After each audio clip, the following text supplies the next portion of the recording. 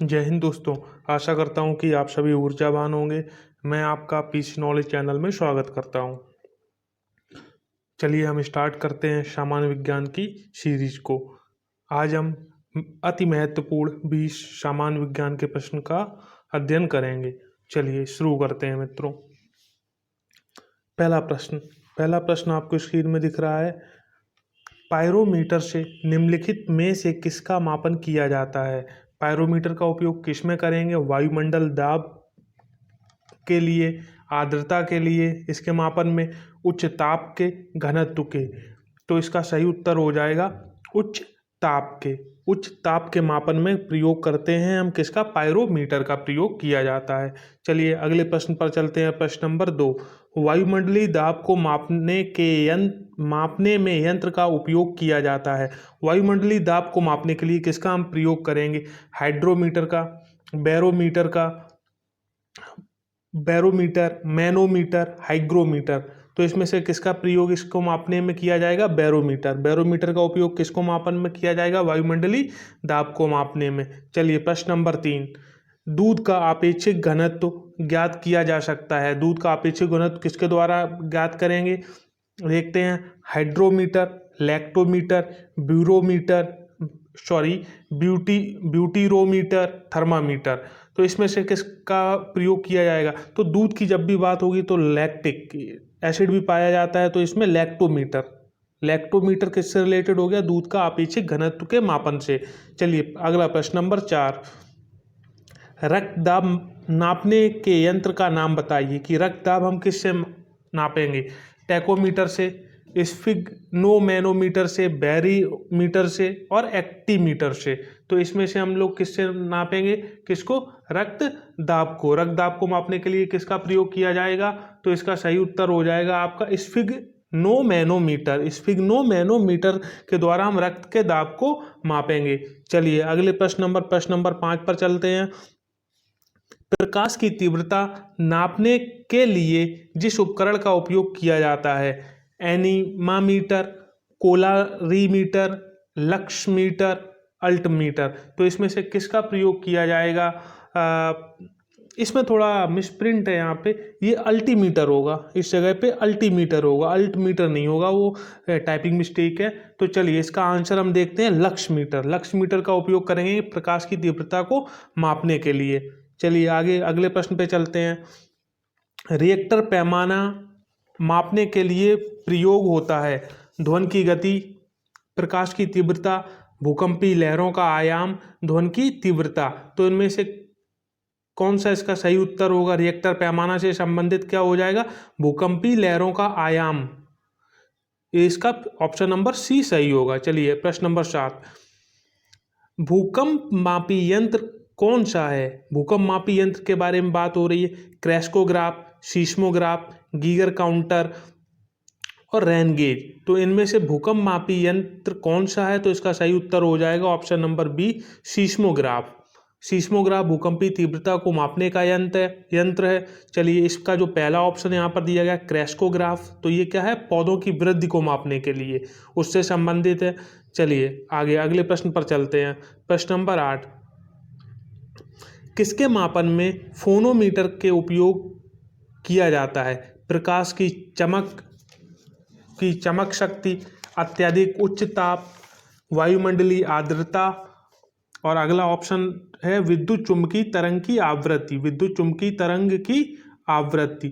चलिए तो इसमें से कौन सा इसका सही उत्तर होगा? किसके मापने में फोनोमीटर का प्रयोग किया जाएगा? जी इसका सही उत्तर कौन सा होगा?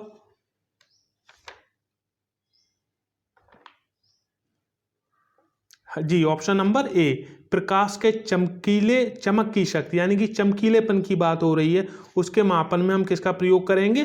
फोनोमीटर का प्रयोग किया जाएगा। तो इसका आंसर क्या हो जाएगा? Option number A. चलिए आगे अगले प्रश्न की बात करते हैं। झूठ का पता लगाने वाला यंत्र किस नाम से जाना जाता है? झूठ का पता से संबंधित जो यंत्र है, पॉलीग्राफ, पायरोमीटर, गायरोमीटर, काइमोमीटर।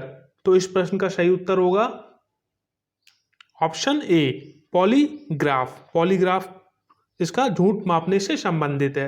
पायरोमीटर अभी हमने बात की थी कि उच्च ताप को मापने के लिए होगा, और गायरोमीटर घूमती हुई वस्तुओं की गति मापने के लिए, जो राउंड कर रही हैं उनकी गति को मापने के लिए किसका गायरोमीटर का प्रयोग करेंगे।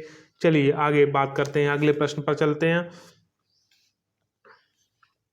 प्रश्न नंबर 10, एक व्यक्ति का संवेदनशील तराजू पर खड़ा है, यदि वह मिसप्रिंट है, यदि वह गहरी सांस अंदर लेता है तो तराजू की रीडिंग पर क्या प्रभाव पड़ेगा, उससे संबंधित है। बढ़ेगी, घटेगी, रीडिंग पर कोई प्रभाव नहीं पड़ेगा, वायुमंडलीय दबाव पर निर्भर करेगा। चलिए, तो इसमें से इसका सही उत्तर कौन सा होगा जी, ऑप्शन नंबर सी, कि रीडिंग पर कोई प्रभाव नहीं पड़ेगा। अगर हम तराजू पर खड़े होते हैं, हम सांस लेते हैं, तो उसकी ऐसा नहीं है कि वो बढ़ेगी कम होगी, ठीक है, वो नियत रहेगी, कोई प्रभाव नहीं पड़ेगा। चलिए अगला प्रश्न, अति महत्वपूर्ण प्रश्न, काफ़ी बार परीक्षाओं में पूछा गया। वॉशिंग मशीन का कार्य सिद्धांत है, वॉशिंग मशीन से संबंधित है आपका अपकेंद्रण, अपोहन, उत्क्रम, विसरण। तो इसमें से किसका संबंध है आपकी वॉशिंग मशीन से, तो इसका सही आंसर हो जाएगा ऑप्शन नंबर ए, अपकेंद्रण। अपकेंद्रण के सिद्धांत पर कार्य करती है वॉशिंग मशीन। प्रश्न नंबर 12, निम्नलिखित में से सदिश राशि है, विस्थापन नहीं, संवेग, दाब, ऊर्जा, कार्य। तो इनमें से आपकी सदिश राशि है, कौन सी सदिश राशि हो जाएगी, संवेग किस प्रकार की राशि है, सदिश राशि है। चलिए अगले प्रश्न पर चलते हैं। प्रश्न नंबर 13, पदार्थ के संवेग और वेग के अनुपात में कौन सी भौतिक राशि प्राप्त की जाती है। चलिए, कौन सी भौतिक राशि प्राप्त होगी इसमें, तो यहाँ पे द्रव्यमान, किसकी बात होगी, द्रव्यमान, क्योंकि संवेग इज इक्वल टू फॉर्मूला हो जाएगा द्रव्यमान मल्टीप्लाई वेग। चलिए अगला प्रश्न, प्रश्न नंबर 14, बल गुणनफल है द्रव्यमान और वेग का, द्रव्यमान और त्वरण का, भार, oh my God, so mistakes, यहाँ पर आप लोग करेक्ट कर लीजिए, भार होगा यहाँ पे, भार और वेग का, भार और त्वरण का। चलिए मैं ध्यान दूंगा आगे से, इसके लिए आपसे माफ़ी चाहता हूँ कि मिसप्रिंट के लिए, भार और त्वरण का। चलिए, तो इसमें से इसका सही उत्तर क्या हो जाएगा, किससे इसका संबंध है, द्रव्यमान और त्वरण का। द्रव्यमान, बल किसका गुणनफल है, बल इज इक्वल टू होता है द्रव्यमान इंटू त्वरण, F इक्वल टू m है, फॉर्मूला आपने बहुत बार पढ़ा होगा। चलिए अगले प्रश्न की बात करते हैं, प्रश्न नंबर 15 जी, ऊर्जा संरक्षण से आशय है कि ऊर्जा का सृजन एवं विनाश होता है, ऊर्जा का सृजन हो सकता है, ऊर्जा का सृजन नहीं हो सकता परंतु विनाश हो सकता है, ऊर्जा का सृजन हो सकता है और ऊर्जा का न सृजन हो सकता है न विनाश हो सकता है। इसमें से इसका कौन सा सही आंसर होगा जी, ऑप्शन नंबर डी। चलिए, ऊर्जा का ना सृजन हो सकता है ना ही विनाश हो सकता है, ऊर्जा को हम क्या करते हैं, उसका ट्रांसफर कर सकते हैं, चलिए उसके रूप को परिवर्तित कर सकते हैं। चलिए अगला प्रश्न, प्रश्न नंबर 16, हवाओं की ऊर्जा होती है, हवाओं की ऊर्जा होगी, कौन सी होगी, केवल स्थितिज ऊर्जा, केवल गतिज ऊर्जा, वैद्युत ऊर्जा, स्थितिज और गतिज ऊर्जा। तो इसमें से कौन सी हवाओं में कौन सी होगी, हवाएं क्या कर रही हैं, गति करती हैं, गतिज ऊर्जा होगी उसमें।